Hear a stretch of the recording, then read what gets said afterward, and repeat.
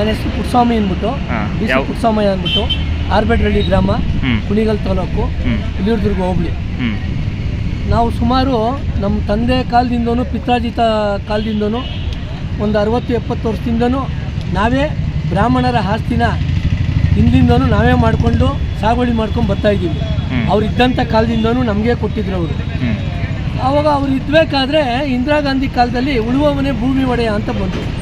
ಆ ಉಳುವವನೇ ಭೂಮಿ ಒಡೆಯ ಅಂತ ಬಂದಾಗ ಆವಾಗ ನಮಗೆ ಐನರು ಏನು ಹೇಳಿದ್ರು, ನೀವು ಅರ್ಜಿ ಹಾಕ್ಕೊಂಡ್ರಪ್ಪ, ಅದೇನು ಫೀಸ್ ಕಟ್ಕೊಂಡು ನಿಮ್ಮ ಹೆಸರಿಗೆ ನಿಮ್ಮ ಸ್ವತ್ತನ್ನು ನೀವು ಮಾಡಿಸ್ಕೊಳ್ಳಿ ಅಂತ ನಮಗೆ ಇದನ್ನು ಮಾಡಿದ್ರು.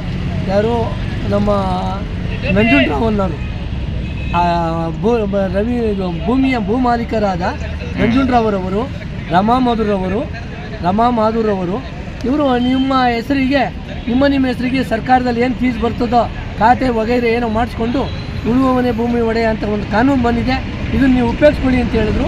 ಅವಾಗ ಸರ್ಕಾರಕ್ಕೆ ನಾವು 1846 ರೂಪಾಯಿ ಅಂಥ ಕಾಲದಲ್ಲಿ ಇತ್ತು, ನಮ್ಮ ತಂದೆಯವರೆಲ್ಲ ಕಟ್ಟಿ ಆವಾಗ ಪೈಸನ್ಗೆ ಇದನ್ನು ತೊಗೊಂಡು ಕಟ್ಬಿಟ್ಟು ಆ ರೆಕಾರ್ಡು ಇಸ್ಕೊಂಡಿದ್ದೀವಿ ಸರ್ಕಾರದಿಂದ. ಮಾನ್ಯ ತಹಸೀಲ್ದಾರಿಂದ ಅಂದ ಕಾಲದಲ್ಲಿ ಕೊಟ್ಟಿದ್ದಾರೆ ಅದು.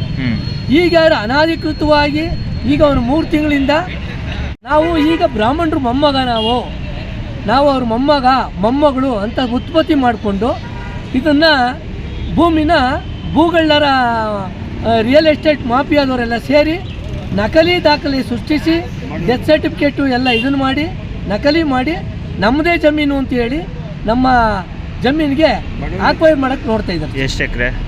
ನಮ್ಮ ಸುಮಾರು ಎಲ್ಲ ನಮ್ಮ ಕುಟುಂಬದವ್ರ ಸ್ವಲ್ಪ ಎಲ್ಲ ಒಂದು 18 ಎಕರೆ ಬರುತ್ತೆ.